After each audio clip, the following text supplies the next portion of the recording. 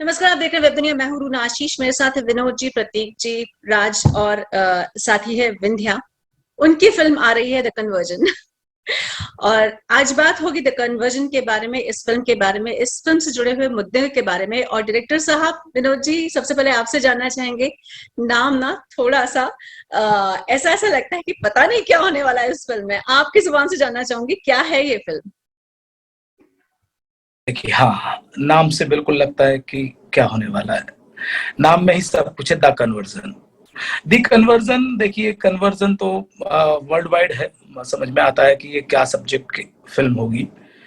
लेकिन हाँ, हम लोगों ने जो एक भारत में ही नहीं कहूंगा मैं, विश्व की समस्या बनती जा रही है, वो है धर्मांतरण, वो है फोर्सफुल कन्वर्जन।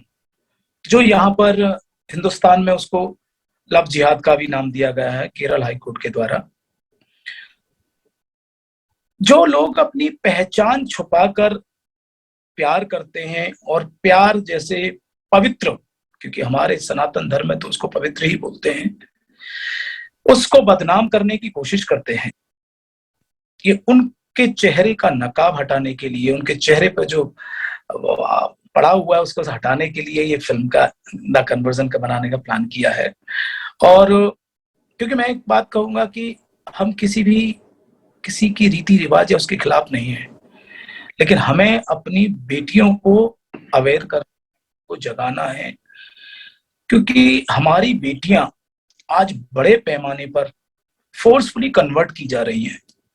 क्योंकि एक उम्र होती है, उस उम्र में लगाव हो जाता है, स्वाभाविक बात है, एक दूसरे से प्रेम करना ये मानव का एक स्वभाव होता है कि हम किसी के भी प्रेम में आ जाते हैं। लेकिन वो समझ नहीं पाती है कि मेरा प्यार एक धोखा है, एक फरेब है, और धोखे के साथ किया जा रहा है। तो हमारी जो बेटियां हैं, जब इतनी उस समस्या को जानना शुरू कर देंगी, देखिए, जब तक हम क्या करते हैं, आंख बंद कर लेते हैं ना, नहीं हमें कुछ नहीं दिख रहा, हमें कुछ नहीं दिख रहा, जब तक वो समस्या हमारे घर में नहीं आती है, तब तक वो समस्या समस्या नहीं लगती। तो हमें लगता है कि हमें अपनी बेटियों को इस गंभीर समस्या के बारे में बताना चाहिए कि आज देश में बड़े पैमाने पे धर्मांतरण हो रहा है, हमारी बेटियों के साथ धोखा हो रहा है। और मैं तो कहूंगा कि भारत की ही नहीं, पूरी विश्व की जो बेटियां हैं, चाहे वो किसी भी धर्म या मजहब की क्यों ना हो, वो ये सच्चाई जरूर देखे। शायद वो सच्चाई देखेंगी तो जीवन में कोई उनके साथ में धोखा तो नहीं कर सकता है। ये एक इतने शब्द में फिल्म है। बिल्कुल। विंध्या, आपका जो मैं ट्रेलर भी देख रही थी तो थोड़ा सा डर लगता है, थोड़ा सा घबराहट होती है कि ये रोल निभाने में विंध्या की क्या हालत हो रही होगी। तो भाई, मैं आपकी वजह से डर रही थी। आप ही बताइए, आपकी हालत क्या थी जब आप रोल के बारे में सुन रही थी, या रोल के लिए एकदम एक्शन आपके सामने बोल दिया जाता था? नहीं, ऐसी कोई भी कंडीशन मेरे साथ नहीं हुई। बहुत ही अच्छे माहौल में हमने शूटिंग की, वो भी बनारस जैसी पावन भूमि पे जाके। और आपको पता है कि बनारस मेरी जन्मभूमि है, तो सोचिए कि कितना डिवाइन लगता होगा मुझे कि जन्मभूमि मेरी कर्मभूमि बन गई। और मेरी पहली फिल्म की शूट वहां हुई जहां मैंने सपने देखे थे, उन सभी मंदिरों पे मत्थे टेके थे कि भगवान जी प्लीज मुझे फिल्म करनी है, कुछ मिराकल कीजिए, मैजिकल कीजिए। और मेरी पहली फिल्म की शूट मैं वहां कर रही थी। तो for me it was kind of surreal. मुझे लगता था कि हर पल ऐसा महसूस होता था कि इस फिल्म को हनुमान जी और महादेव की कृपा प्राप्त है। और रही बात साक्षी मिश्रा की, तो विनोद सर और राज सर यहाँ पर हैं। आई थिंक मैं इनकी पहली चॉइस थी। मुझसे ज्यादा विश्वास इन लोगों को था कि साक्षी मिश्रा, मतलब they didn't even audition me. तो ये मेरे लिए एक बहुत ही the kind of respect they have given me for this role, and the kind of confidence, hope and faith they had on me, the responsibility was way notch high. तो लेकिन वो चीज मुझे कभी घबराहट नहीं हुई। मुझे हमेशा ऐसा लगा कि जब बहुत सारी आशाएं आपके साथ जुड़ती हैं, तो वो भी एक एज एन एक्टर आपको बहुत सारा चैलेंज लेकर आती है, और मुझे वो अच्छा लगता है करना। तो मैंने साक्षी की तैयारी प्रेशर सोच के नहीं किया, ऐसा सोच के किया कि ये एक सोशल रिस्पॉन्सिबिलिटी है जिसे मुझे निभाना है, और मैं अपने आप को बहुत लकी मानती हूँ कि पहली ही फिल्म में मुझे एक ऐसा रोल निभाने का मौका मिला है जिसमें बहुत सारे शेड्स हैं। हर कोई अपनी बेटी समझेगा मुझे और समझ में आएगा कि हमें कैसे अपनी बेटियों को बचाना है इस फिल्म के द्वारा, एंटरटेनमेंट के जरिए कैसे उन्हें वो विजडम हम दे पाए। So I think I am very very lucky. Raj ji, कोई तो कारण रहा होगा जहां विंध्या को आपने ऑडिशन के लिए भी नहीं कहा और सीधे आदेश दे दिया कि आइए भाई फिल्म कर लीजिए। ऐसा क्या आपने सीरियल देखा इनका, या फिर आप उन्हें पहले से जानते थे? नहीं, ऑडिशन नहीं किया था, लेकिन मैंने खुद और हमारे स्टाफ ने, विनोद जी ने भी विंध्या के कई सारे वीडियो देखे थे। तो उसमें हम बस वही एक टिपिकल कॉलेज गर्ल बबली जो है, जो विंध्या की पर्सनालिटी है, वो हमें बहुत अच्छी लगी थी और वो सभी देख के ही ये सिलेक्ट किया गया था कि ये रोल के लिए विंध्या ही एकमात्र अच्छी सूटेबल लड़की है, एक्ट्रेस है। तो ये बात थी। बिल्कुल। प्रतीक, आपका ना कैन यू जस्ट एक्चुअली मैं माफी चाहूंगा, एक्चुअली ये मैं तो अपने फोन के सेलुलर डाटा से कनेक्टेड हूँ, क्योंकि वाईफाई इधर का भी कुछ प्रॉब्लम है, तो बार बार नेटवर्क का थोड़ा सा इशू है, बट मैं इसलिए बीच में कर पाया। This is fine, this is fine, at least I can see you.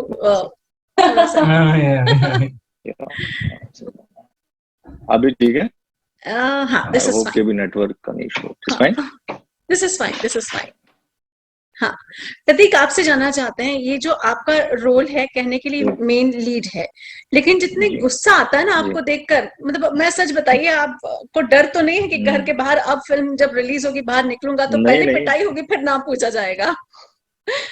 बल्कि मैं तो कहना चाहूंगा कि मैं तो चाहता ही था कि ये बबलू जो कैरेक्टर है इसको नफरत करें, अगर जो नफरत करेंगे तभी तो इसका कैरेक्टर जस्टिफाई होगा, क्योंकि जब इसके जो फिल्म देखने के बाद जिसके शेड्स बताए गए, जैसे सर ने मुझे नरेशन दिया था कि कैसे कैसे ये अपने आप में पहले शुरुआत में हीरो भी है और फिर कैसे कैसे चेंज होता है, तो ये तो अभी हमारे जैसे जहां भी स्क्रीनिंग हुई थी तो हम लोग को जो फीडबैक काफी अच्छा हम लोग को मिल रहा था, जैसे हमने अहमदाबाद में और बैंगलोर में आए, तो क्योंकि आर्टिस्ट आजकल की बहुत एडवांस को पता नहीं, ठीक है, भले ही मैंने अभिनय कलाकार होने के नाते मैंने अपने आप पोर्ट्रेट बहुत नेगेटिव किया, लेकिन एक भारतीय युवा होने के नाते मैंने एक अच्छा मैसेज दिया, बिकॉज ये सिर्फ फिल्म नहीं है, एक सोशल अवेयरनेस है हमारे इंडियन डॉटर्स के लिए। जैसे बताया सबने कि ये सब कहते हैं, हमारे फिल्म का लोगो है, टाइटल जो है सेव आवर डॉटर्स, तो मैं तो अपने आप को बहुत भाग्यशाली मानता हूँ कि मेरी पहली फिल्म है और मैंने इसमें सर ने मुझे ऐसा दिया कि मैं इसमें as an hero, as a villain मुझे सारी चीजें प्ले करने मिले, तो अच्छा है। और बाकी नफरत कर मुझे किसी ने ऐसा कहा भी था कि स्क्रीनिंग के बाद किसी लड़की ने आके ही, वो भी शायद रिपोर्टर देखी, मुझे आपको लग रहा है कि थप्पड़ मारे, मैंने कहा कि ये मेरा सबसे बेस्ट कॉम्प्लीमेंट है कि इसको नफरत कर रहे हैं कि मैंने अपना कैरेक्टर अच्छे से जिया है, तो मैं तो उसको कॉम्प्लीमेंट की तरह लेता हूँ। जी बिल्कुल बिल्कुल बिल्कुल। विनोद जी, अभी हाल ही में द कश्मीर फाइल्स आई थी, उसके लिए भी बहुत सारी बात कही गई कि हालांकि मुझे वो फिल्म एक डॉक्यूमेंटेशन के तौर पे बहुत सटीक लगती है, मुझे भी वो फिल्म अच्छी लगी है, लेकिन कंट्रोवर्सी भी उसका पीछा नहीं छोड़ रही है। आपको लगता है कहीं आपकी फिल्म भी उसमें चली ना जाए? देखिए, जब आप कोई काम शुरुआत करते हैं, जो समस्या जो सदियों से रही है, आज से नहीं, सदियों से बता रहा हूं आपको, धर्मांतरण आज से नहीं है, बहुत पहले से किया गया है, मुगल काल से किया गया है। जब आप उस समस्या को उठाते हैं तो फिर आपको इस बात के लिए नहीं सोचना चाहिए कौन विरोध करेगा, कौन उसका जाके क्या करेगा, लेकिन आपको सोचना चाहिए कौन आपके समर्थन में है। अगर हम इस फिल्म के जरिए अगर हम कुछ अपनी बेटियों को जागृत कर पाए, उनको अवेयर कर पाए, उनकी सोच बदल पाए या उनको बचा पाए, तो ये हमारा फिल्म बनाने का जो उद्देश्य है कंप्लीट हो जाएगा। रही बात कंट्रोवर्सी की, तो देखिए, कंट्रोवर्सी तो मुझे नहीं लगता कि जब एक केंद्र सरकार की बनाई हुई एक कमेटी ने फिल्म को पास किया है तो उस पर कोई किसी तरह का कोई विवाद या कोई आपत्ति होगी। और हाँ, आपत्ति वो लोग करते हैं जो सच्चाई को देखना नहीं चाहते, सुनना नहीं चाहते। आपत्ति वो करते हैं जिन्हें सस्ती लोकप्रियता हासिल करनी है। मुझे लगता है कि ऐसे लोग बहुत होंगे जिनको सस्ती लोकप्रियता लेनी होगी और आके फिल्म के बारे में बोलेंगे कि ऐसी नहीं, ऐसा है, ऐसा है, मुझे बोलेंगे ही। तो मुझे इस बात का फर्क नहीं पड़ता है कि वो कोई लोकप्रियता पाता है तो पाने दें, लेकिन हमारा जो है, हमें भारत की बेटियों को, हमें अपनी देश की बेटियों को, चाहे वो किसी भी धर्म, किसी भी मजहब, किसी भी प्रांत की क्यों ना हो, हमें उन बेटियों को बचाना है। उन्हें इस चीज की जानकारी देनी है कि बेटा ये सही है, ये गलत है। हम बुरी चीजों से कब तक आंख बंद करते रहेंगे कि बुरी है तो क्या हुआ, हमारे पास तो नहीं है, हम पे तो नहीं बीत रही है। क्या हम तभी इसके सामने हम तभी कहेंगे कि हाँ ये बीमारी है, ये गंभीर समस्या है, जब हमारे घर तक आएगी। और ये समस्या, क्योंकि मेरी श्रीमती जी ने लिखी है ये फिल्म, तो मेरे घर तक तो ये समस्या आई है। कैसे हमने उस बेटी को बचाया, कितने सालों उसको लगे, हमने मोटिवेट करके आज वो अपने सुखी परिवार, अपने बच्चों के साथ में रह रही है। लेकिन वो भी भटक गई थी। हमें लगता है अब समय आ गया है, जो हमारी भटकी हुई बहन है, लगता है कि उनको अब हमें घर वापसी करानी चाहिए, उनको सम्मान देना चाहिए।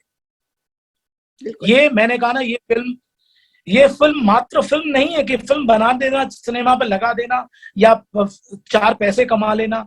ये फिल्म नहीं है, ये उन बेटियों के लिए सम्मान है जो आज भी, जो गलत डिसीजन ले चुकी है, जिन्होंने गलत फैसले लिए और आज वो रोड पे हैं। ना ही उनका परिवार साथ में है और ना ही वो साथ में है जिसके लिए वो परिवार छोड़ के गई थी। तो आज जब बेटियां मिल कहीं कोई जी, तो तथ्य आधारित फिल्म है या फिर हमें वो एक पढ़ने के लिए मिलेगा कि ये एक काल्पनिक घटना है जो कुछ तथ्य नो, ये मैं आपको बता रहा हूं, बिल्कुल ये कोई काल्पनिक कहानी नहीं है। ये फिल्म भारत में घटी घटनाओं के ऊपर आधारित है। ये कोई काल्पनिक कहानी नहीं है। ये हाँ, थोड़ा सा जो फिल्म का एक जो फ्लेवर होता है कि हमें थोड़ा सा लव स्टोरी दिखाने के लिए ये सिनेमेटिक जो लिबर्टी लेनी पड़ती है, सिनेमाई लिबर्टी, तो वो तो ली गई है।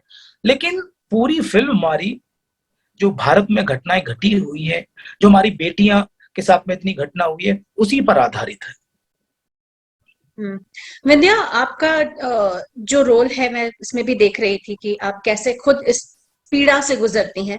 उसके बाद एक बहुत बुलंद नारी बनकर, मुझे पता नहीं ऐसा क्यों लगा कि शायद आप एक नेता के तौर पर या नेत्री के तौर पर खड़ी होने वाली हैं।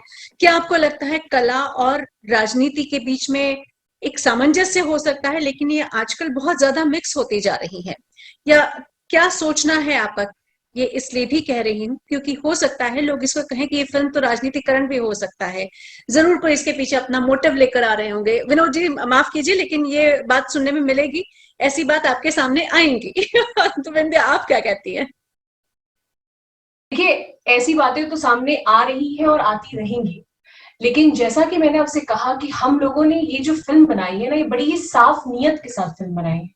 और इस फिल्म से जितने भी लोग जुड़े हैं, चाहे वो हमारे डायरेक्टर हो, राइटर वंदना मैम हो, हमारे प्रोड्यूसर साहब हो, हुआ क्या था कि फिल्म बनाना तो हमने बना ली इसको, लेकिन फिल्म बनाने के बाद का जो हमारा सिलसिला था बहुत ही मुश्किलों भरा था।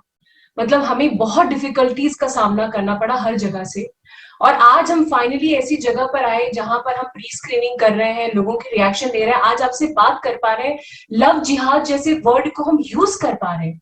मतलब सोचिए कि हमारी जर्नी कहाँ से शुरू हुई थी और आज हम कहाँ पहुंचे हैं। ये नेक्स्ट टू इम्पॉसिबल था। मैं आपको सच बता रही हूँ, अभी भी मैं प्री स्क्रीनिंग पे जब खड़ी थी, मैंने कल लोगों से जब इंटरेक्ट किया तो मैंने भी उनसे यही बात कही कि मुझे यकीन नहीं हो रहा है that we finally made it. हम यहाँ तक आ गए इतनी डिफिकल्टीज फेस करने के बाद।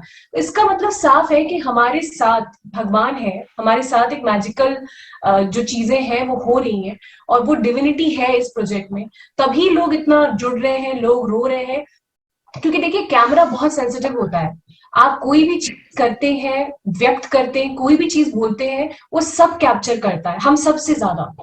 तो अगर हमने कहीं भी वहां पर वो चीजें नहीं रखी, नियत साफ नहीं हुई, तो वो लोगों तक कनेक्ट हो ही नहीं सकती। Correct correct correct. रोना तो जी, बात कला राजनीति की नहीं है, आप रोना जिंदगी में कोई चीज बहुत सच्चे दिल से की जाए, मुझे लगता है कि वो कनेक्ट होगी ही होगी, और इस बात का हमें विश्वास। जी जी जी विनोद रोना जी, जी, आप कुछ कह रहे थे। मैं इसमें थोड़ी ऐड करूंगा कि हमारा संघर्ष जो रहा है ना, वो अपनों से ज्यादा रहा है। कहते हैं ना, लोग आज सरकार को कहते हैं कि ये सरकार तो ऐसी है ऐसी है। अगर ऐसी सरकार होती ना, या जो लोग कहते हैं, हमारी सरकार ने पूरी निष्पक्ष, हमें 7 महीने लगे फिल्म को पास कराने में, और जितनी इस फिल्म की स्क्रीनिंग हुई है सेंसर बोर्ड में, शायद ही किसी फिल्म की हुई हो। ये बात तो है, करेक्ट। शायद फिल्म की इतनी बिल्कुल सही। हो। और पहली बार में तो ये कह के फिल्म को रिजेक्ट कर दिया है रुना जी कि ये फिल्म तो राजनीति से प्रेरित, तो क्या आपका सवाल है? ये तो एक धर्म विशेष को बढ़ावा देने के लिए, ये हिंदुत्व को बढ़ावा देने के लिए, तो ये फिल्म रिलीज नहीं की जाएगी, इसको हम सर्टिफिकेट नहीं देंगे, उसको फिल्म को रिजेक्ट कर दिया जाता है। लेकिन हम तो बहुत ढीठ किस्म के इंसान हैं, हम कहाँ मानते हैं। हम तो इतने तथ्य लेके चलते हैं कि बिना तथ्यों के मानते ही नहीं, चाहे कोई भी हो। फिर जब हमने तथ्य दिया, तथ्य पे तथ्य देते गए, जो मांगते गए वो हम देते गए, और आखिरकार हमने 7 महीने की इतनी कठिन परिश्रम के बाद, मुझे मालूम है कि शायद इस फिल्म में मैंने 24 घंटे वर्किंग मोड में था, 24 आवर। शायद एक घंटे की नींद ऐसी थी कि भाई कि गाड़ी में ही सो लेता था कि नहीं सुबह 7 बजे आना, क्योंकि सेंसर बोर्ड मतलब 5 घंटे का वहां जाना। तो उस कठिन परिस्थिति में भी हमने इस फिल्म को पास कराया, बल्कि यूए सर्टिफिकेट लिया। कि हमें चाहिए था, जो हमारी बेटियां हैं 12 साल से लेकर 17-18 साल की बेटियां हैं, ये फिल्म उनके लिए जरूरी है। ये फिल्म, क्योंकि वही बहुत ही इनोसेंट होती है। मन देखिए, वैसे भी जो हमारी महिलाएं होती हैं, उनका हृदय जो होता है बहुत कोमल होता है। शायद इसी का कारण है कि वो उस प्रेम जाल में फंस जाती हैं। लेकिन हमने भी बीड़ा उठाया है कि हमने एक अपनी बेटी को युद्ध स्तर पर इस फिल्म को दिखाएंगे, थिएटर के बावजूद भी दिखाएंगे। थिएटर पर रिलीज होने के बाद में फिर हमारा अभियान शुरू होगा, हर बड़े से बड़े स्कूल्स में राज्य स्तर पर इस फिल्म को हम दिखाने की प्रयास करेंगे। हमारी बेटियों को ये बताने की कोशिश करेंगे कि बेटा, तुम्हारे माँ बाप जो तुम्हारे बारे में सोचते हैं, वो कोई दूसरा नहीं सोच सकता। चलिए, इस पूरी जानकारी के लिए, इस पूरी बातचीत के लिए, इतना समय देने के लिए बहुत बहुत शुक्रिया। चाहेंगे कि आपके जो सपने हैं वो साकार हो सके, और विंध्या और प्रतीक आपकी पहली फिल्म है जहां लोगों आपको फिल्मों के जरिए देखने वाले हैं, तो उसमें भी लोगों का खूब सारा प्यार आप तक पहुंच सके। शुक्रिया। Thank you so much. Thank you. Web दुनिया की सभी से अपील है कि भीड़ भाड़ से बचें, मास्क पहने व सैनिटाइजर का इस्तेमाल करें, साथ ही सोशल डिस्टेंसिंग का पूरा पालन करें।